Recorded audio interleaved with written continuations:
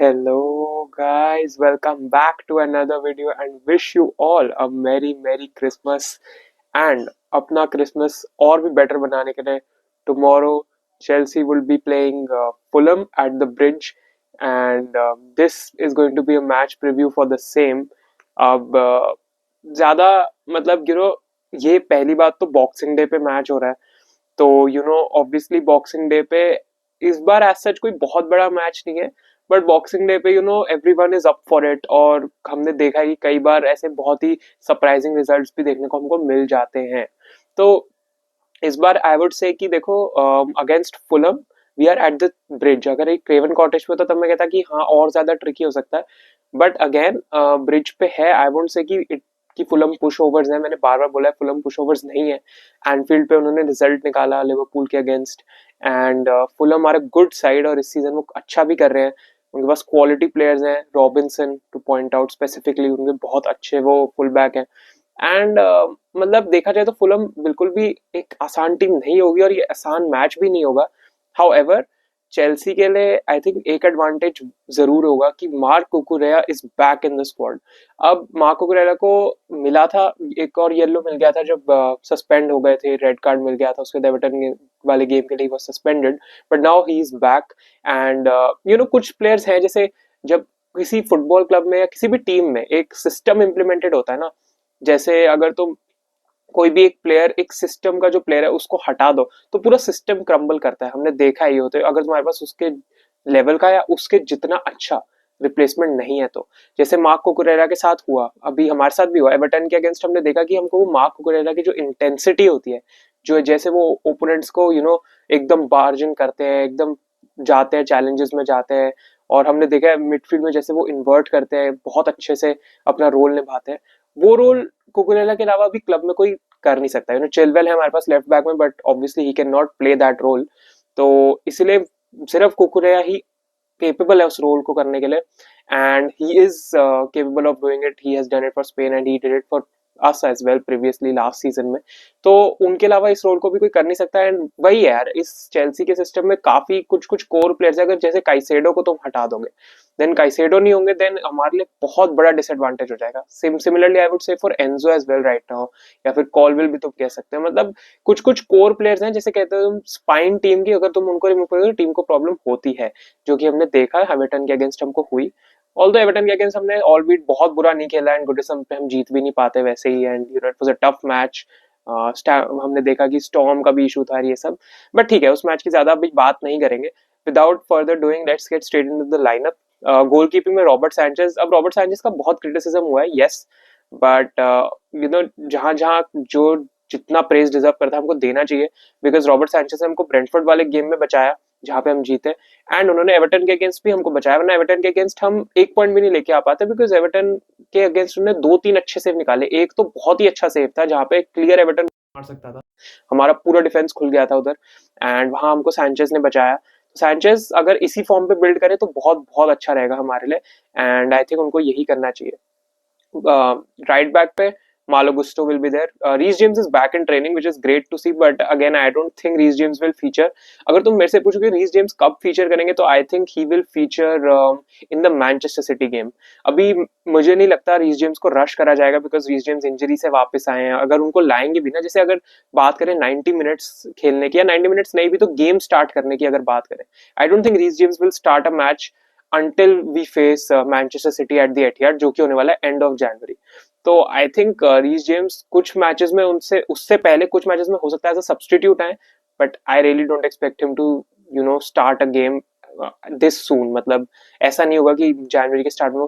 कोई भी game start करे मुझे नहीं लगता पर्सनली तो I will go Gusto there and then centre back pair में टॉसिन और कॉलविल आई थिंक टॉसिन काफी अच्छा कर रहे हैं एक्सपेक्टेड से बिकॉज टॉसिन के अंदर हमको लगा था मिस्टेक्स हैं एंड रिसेंट गेम्स में उनका परफॉर्मेंस बहुत अच्छा है जैसा मैंने बोला सैंचेज ने हमको बचाया टॉसिन ने भी हमको बचाया था एवर्टन वाले गेम के अगेंस्ट इफ यू रिमेंबर जो उन्होंने ब्लॉक किया था दैट वाज ऑनेस्टली कंपेयर करना एंड ऑल दिस नहीं करना चाहिए बट वो जॉन टेरियस ब्लॉक था जैसे उन्होंने अपनी बॉडी लाइन पे लगा दी थी वो रोकने के लिए एंड टॉसिन के अच्छे परफॉर्मेंसेस है आई थिंक उनका अभी के लिए नेल्ड ऑन स्पॉट है स्क्वाड में क्योंकि वेस्ली फोफाना भी काफी टाइम तक आउट अभी रहेंगे तो लेफ्ट बैक पे as I said Marco Cucurella तो आ गए हैं तो वही रहेंगे उसके बाद midfield में Enzo Fernandez and Moises Caicedo. Enzo Fernandez again he's playing very good and Caicedo तो काइसेडो है. काइसेडो के बारे में वर्ड्स ही खत्म होते जा रहे हैं जैसा वो खेल रहे हैं because he is been so good. And I think Enzo Fernandez को इस मैच में भी एक असिस्ट या गोल के लिए एम करना चाहिए बिकॉज हमने देखा है कि एंजो फर्नांडिस अब काफी फर्दर अप द पिच भी पुश करते हैं अटैक में, जैसा कि एंजो मरेस्का एक सिस्टम खिला रहे हैं और कुकुरेला इन्वर्ट कर जाते हैं जब. और उसके बाद नंबर 10 रोल में पाल्मर. देखो पाल्मर का लास्ट गेम अच्छा नहीं था, I know, against Everton and people were calling कि पाल्मर को सब्स्टिट्यूट करना चाहिए and I think yes Palmer को जब उनका गेम नहीं जा रहा उनकी जगह फिलिक्स को डालना चाहिए because Felix brings something different to the table as well. But ठीक है एवर्टन के अगेंस्ट नहीं किया, बट आई वोंट से कि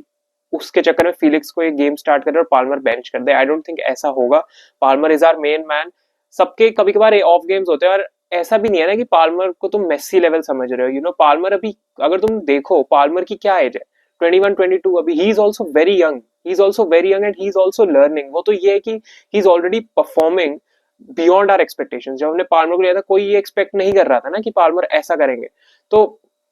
पाल्मर का वहां से यहाँ तक आना जो रहा है, मतलब दैट जस्ट शोज ना कि वो भी एक यंग प्लेयर है, वो डेवलप हो रहे हैं. तो इधर उधर बैड गेम्स आएंगे, इसका मतलब ये नहीं कि तुम प्लेयर को निकाल दो स्क्वाड से, राइट. तो पाल्मर खेलेंगे नंबर 10 में and I think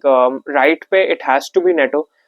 again Madueke आए थे, मेडवेके ने मिडवीक में भी खेला था और वो बेंच से जब आया आई डोंट थिंक मेडवेके ने ज्यादा कुछ किया था. मेडवेके को ज्यादा ठीक है एक दो बार थ्रेटनिंग लगे बट उसके अलावा मेडवेके वाज लुकिंग ऑफ इट, मतलब बिल्कुल ही शार्प नहीं लग रहे थे. हाँ ये इसका रीजन हो सकता है कि उन्होंने कॉन्फ्रेंस लीग में खेला, but I won't start him hair because I think NATO was playing very very good against Everton. First half में तो काफी अच्छा खेल रहे थे, बहुत अच्छा ट्रैक बैक भी कर रहे थे. And I think Neto will start. Left पे Jadon Sancho. Obviously I think Jadon Sancho के अलावा हमारे पास कोई एज सच ऑप्शन भी नहीं है. या तो पेड्रो नेटो लेफ्ट पे खेल ले उनकी जगह, but Jadon Sancho has a place in this squad I feel. Mudryk का हमको पता है ड्रग टेस्ट और ये सब का वो चल रहा है उनका, तो दैट्स अनफॉर्चुनेट. तो इसलिए हमारे पास सैंचो ही यहाँ पे ऑप्शन बचते हैं.